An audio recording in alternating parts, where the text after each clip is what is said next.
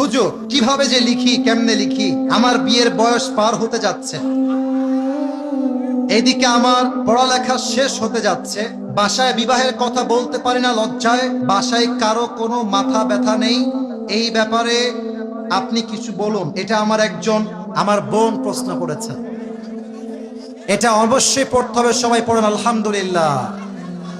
তার মানে আমার বোন বুঝে গিয়েছেন শুধুমাত্র শিক্ষা দিয়ে চরিত্র রক্ষা হয় না, বিয়ের দ্বারাই চরিত্র রক্ষা হয়। তো আমি আমার বোনকে বলবো, আমার প্রিয় বোন, আপনি আপনার আব্বা আম্মার হাতে পায়ে ধরে বোঝান। আপনার আব্বা আম্মাকে বলেন যে বাবা তুমি আমাকে বিয়ে দাও, তুমি বিয়ে না দিলে আমার চরিত্র নষ্ট হয়ে যাবে।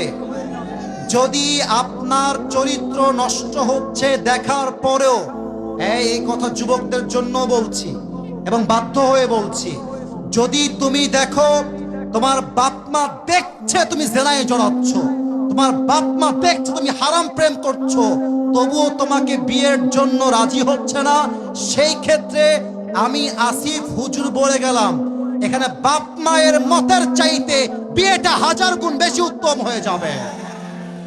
কারণ আমি আমার বাপের কথা শুনতে গিয়ে জেনায় জড়াতে পারবো না।